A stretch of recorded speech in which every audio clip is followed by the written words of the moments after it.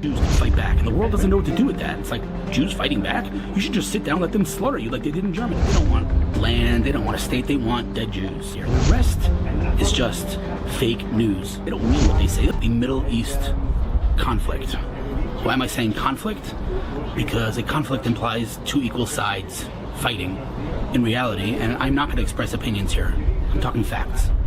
In reality, there is radical Islamic terror organization on the one hand called Hamas, and by the way, the more moderate part of the Palestinians, and I'll tell you why I'm doing that in a second, are the PLO, right? The Palestinian Liberating Organization, something like that. That was founded by Yasser Arafat, I think in 1964, where he coined the term Palestinians. To be clear, and this is the foundation of it all, there has never been an Arab Palestinian state, ever. If you disagree with that, please, by all means, tell me when it was established, tell me who the prime minister was, tell me the language, tell me the currency, tell me the culture, tell me anything, because we know that a country, a state has certain characteristics. Let's talk about occupation, right? Because that's what everyone says, is Israel's occupying Gaza. For starters, Israel evacuated Gaza. Let me be very clear. We ethnically cleansed Gaza. There's not a single Jew in Gaza. We gave Gaza to the Palestinians in order for them to establish a state. What did they do? They established a terror base, the biggest in the world. They've rained down on us thousands of rockets. And when the Israeli politicians who supported the disengagement from Gaza, when they did that, they said, if one rocket falls on our heads, we'll take over Gaza again. There have been thousands, and we've done nothing. I mean, we're not nothing, we're fighting back, but we should be doing much more. So, 2 seconds on a Palestinian thing. That's a term, a phrase, or a word coined by Yasser Arafat, who was an arch-terrorist, basically. And if you look at their charter, literally this is available to you. Just open the PLO charter and read what they want. They don't want a state. They want no Israel. In 1948, the UN gave Israel and the Arabs a state. Israel accepted graciously, and the Arabs said, no, we don't want a half a state, we want the entire thing, we want no Israel, as they say, from the river to the sea. We're doing a lot of this today. Anyway, the bottom line is, they don't want land, they don't want a state, they want dead Jews, and that's what's going on today. There's no conflict, there is an aggressor, the Hamas shooting rockets at Israeli children and women and kindergartens and hospitals, and there's Israel trying to defend themselves. And when Hamas fires from their hospitals, Israel does everything to minimize civilian casualties, including, by the way, doing things that are completely illogical from a military perspective, like dropping pamphlets on the location saying we are about to bomb there. When you drop pamphlets, what do you think the terrorists do? They run too. But Israel says it's a risk we're willing to take so we don't kill innocent civilians. So when the world talks about Israel killing women and children, it's just know the truth. Israel is doing everything to minimize civilian casualties, and there is no country in the world that would take the precautions that Israel takes. And the Palestinians, quote unquote, and the other side, the Arabs, are doing the exact opposite, targeting women and children. And that's what's going on here. The rest is just fake news. It's as simple as that. I'm sure, if you have other questions, hit me up. I'm happy to go deeper, but on the surface, that's what's going on here. Palestinians or Arabs who do not want Israel to exist.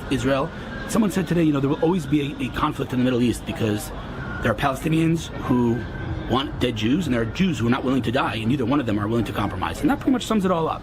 So that's what's going on here. Don't believe anything you read on CNN because the mainstream media just, they love it. Picking on Jews, it's like, we were persecuted our whole history, thousands of years.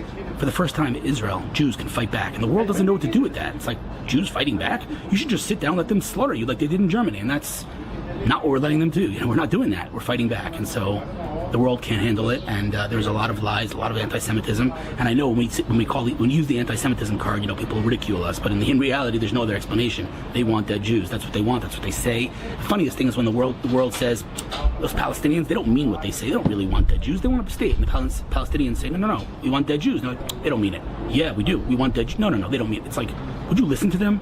It's ridiculous. The whole thing's absurd and ridiculous.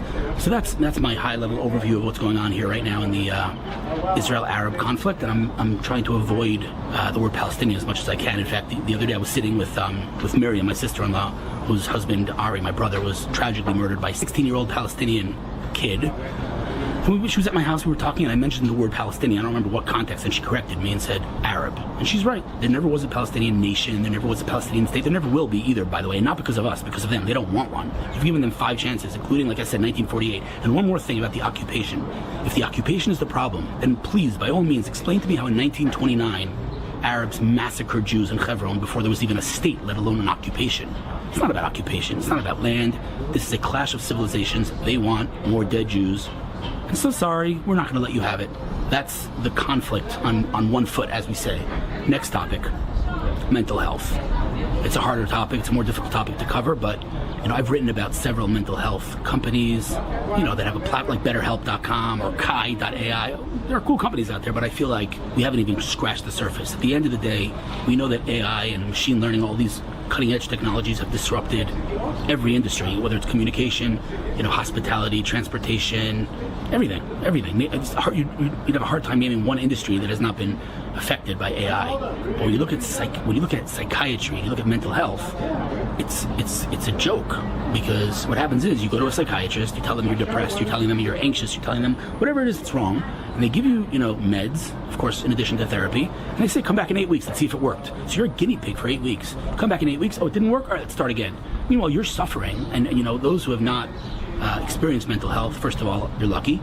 Second of all, 1 out of every 2 people do have their lives impacted by mental health, so chances are working against you, unfortunately.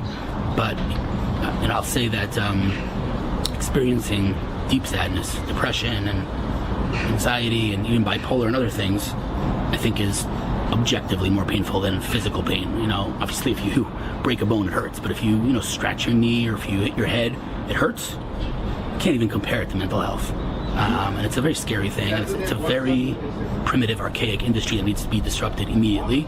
And because of the pandemic, especially here in Israel, because of what's going on now with the Arabs, mental health numbers are all the way up, and it's just really, really time. On a personal level, I'm going to get very vulnerable. Obviously, my brother was murdered, and adding to that, all kinds of other things that have happened over the last couple of years. It hit me hard. It hit me very, very hard. I'm dealing with it, but it hit me very hard. You probably look at me as an optimistic, happy person, and I am most of the time, but like most people, I have my threshold, and so it's been a rough couple of months, but I really am very, very strongly interested and passionate about the mental health space, and I'm waiting for a company to fundamentally disrupt it and bring personalized medicine, mental health, psychiatry medicine, personalized, like in the regular world of medicine. When that happens, number one, the world will become a significantly better place, but the person or the company that does that will also make billions. So win-win, as we say. In any case, that's all I got to say about mental health. It is a very serious topic, and for me, the top priority, the most important thing about mental health is destigmatization. Because I can say to someone, listen, I can't, you invite me for dinner, I'm sorry I can't come, I broke my leg, right? But would I be comfortable saying, I'm sorry I can't come, I'm sad? Or I can't come, I'm anxious? That's not something you would feel comfortable saying, and we need to change that, because mental health is as chemical, as physiological as a physical injury. It's just taboo, and it needs to change yesterday. So I'm doing my part, whether it's this, whether it's on Facebook, whatever it may be. And I'm getting, by the way, there should be no doubts, I'm paying a steep price. I'm paying a steep price, by the way, for both these topics. One, for expressing my political opinions, which are pro-Israel, obviously, and 2, expressing my thoughts or my personal experiences with mental health. I pay a steep price on the professional level, I have no doubts. But I wouldn't do it any differently, because you know what? Sometimes the price is worth it.